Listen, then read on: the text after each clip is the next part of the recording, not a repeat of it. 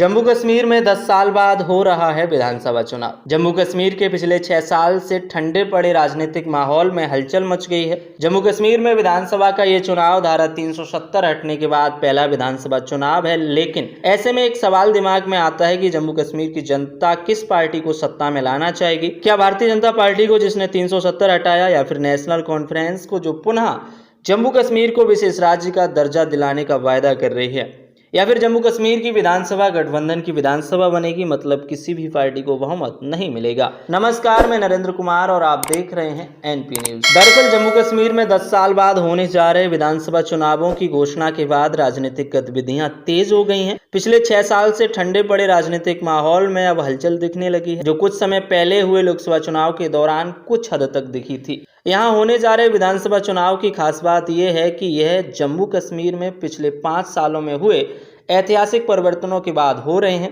5 अगस्त 2019 को अनुच्छेद 370 खत्म कर दिया गया था।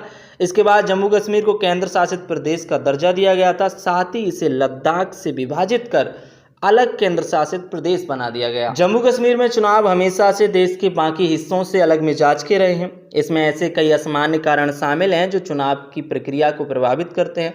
इसमें सबसे प्रमुख चुनाव के दौरान सुरक्षा की स्थिति है। सुरक्षा के कारणों ने पिछले चुनाव में लोगों की भागीदारी को प्रभावित किया था। हालांकि हाल ही में हुए लोकसभा चुनाव में रिकॉर्ड मतदान ने उम्मीदें बढ़ाई हैं कि विधानसभा चुनाव में भी इसी तरह का लोगों का उत्साह देखने को मिलेगा। लेकिन जम्मू कश्मीर एक ऐतिहासिक चुनावी जंग की ओर बढ़ रहा है। ऐसे में यहाँ के प्रमुख राजनीतिक खिलाड़ियों पर ध्यान दिए जाने के अलावा चुनाव से पहले गठबंधन की संभावनाओं और उन महत्वपूर्ण मुद्दों की पहचान करना जरूरी है जिसके आसपास ये चुनाव लड़ा जाएगा। क्या नेशनल कॉन्फ्रेंस और बीजेपी जम्मू कश्मीर में सबसे बड़े दल बनकर उभरेंगे? दरअसल हाल ही में संपन्न हुए लोकसभा चुनाव में नेशनल कॉन्फ्रेंस ने कश्मीर की 3 में से 2 सीटों पर जीत हासिल की थी, जबकि बीजेपी ने जम्मू की दोनों सीटों पर अपनी जीत को बरकरार रखा था। अब मन में सवाल आता है कि क्या यही वोटिंग पैटर्न विधानसभा चुनाव में भी देखने को मिलेगा? अगर हम लोकसभा चुनाव के आंकड़ों को विधानसभा क्षेत्रों के हिसाब से देखें तो नेशनल कॉन्फ्रेंस ने 90 विधानसभा क्षेत्रों में से 34 पर जीत दर्ज की थी, जबकि बीजेपी ने जम्मू की 29 सीटों पर जीत हासिल की थी। और अब दोनों ही पार्टियां अपने लोकसभा चुनाव के प्रदर्शन को विधानसभा चुनाव में बरकरार रखने और उसमें इजाफा करने के लिए जमीनी लेवल पर कड़ी मेहनत कर रही हैं। क्या कांग्रेस और नेशनल कॉन्फ्रेंस के बीच चुनाव से पूर्व गठबंधन गेम चेंजर साबित हो सकता है? दरअसल ऐसा सुनने में आ रहा है कि नेशनल कॉन्फ्रेंस और कांग्रेस के बीच कम से कम 2 दौर की बैठक हो चुकी है और इसका मकसद चुनाव से पहले दोनों दलों के बीच गठबंधन और सीट बंटवारे की रणनीति को तय करना था। दोनों पार्टियों के बीच ये समझौता उन विधानसभा क्षेत्रों को लेकर हो सकता है जहां कड़ा मुकाबला होने की संभावना है, जैसे कि जम्मू में नेशनल कॉन्फ्रेंस कांग्रेस के उम्मीदवारों को समर्थन करेगी और वहीं कांग्रेस कश्मीर में नेशनल कॉन्फ्रेंस के उम्मीदवारों का समर्थन करेगी। दोनों ही दल लोकसभा चुनाव के दौरान भी इस तरह के गठबंधन में थे और नेशनल कॉन्फ्रेंस तो इंडिया गठबंधन का हिस्सा भी है। क्या क्षेत्रीय पार्टियां अनुच्छेद 370 को बनाएंगी सबसे बड़ा चुनावी मुद्दा? दरअसल नेशनल कॉन्फ्रेंस ने अपने चुनावी घोषणा पत्र में ये स्पष्ट कर दिया है कि वे अपने चुनावी अभियान को अनुच्छेद 370 के आसपास ही रखेंगी और नेशनल कॉन्फ्रेंस के चुनावी वायदों की सूची में जम्मू कश्मीर के लिए विशेष दर्जे की बहाली भी सबसे ऊपर है। और इससे ये साफ होता है कि क्षेत्रीय दल इस मुद्दे को अभी भी लोगों की संवेदनाओं और भावनाओं से जुड़ा हुआ मानते हैं। इसलिए सड़क, बिजली, पानी जैसे विकास के मुद्दों की बजाय विशेष दर्जे की वापसी के लिए लड़ाई जनता के बीच सबसे अधिक गूंज सकती है। राज्य में बीजेपी की वर्तमान स्थिति।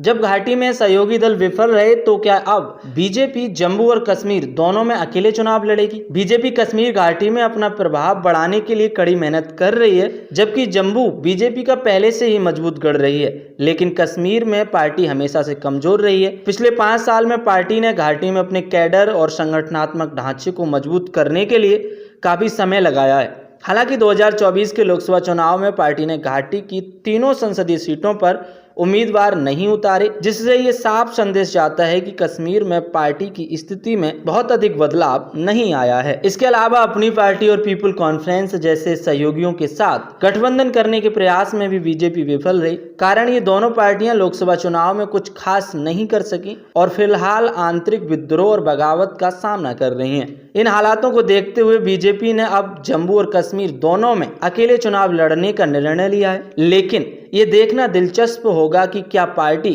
कश्मीर में उम्मीदवार उतारती है या फिर लोकसभा चुनाव की तरह इस बार भी घाटी में कोई उम्मीदवार नहीं खड़ा करेगी।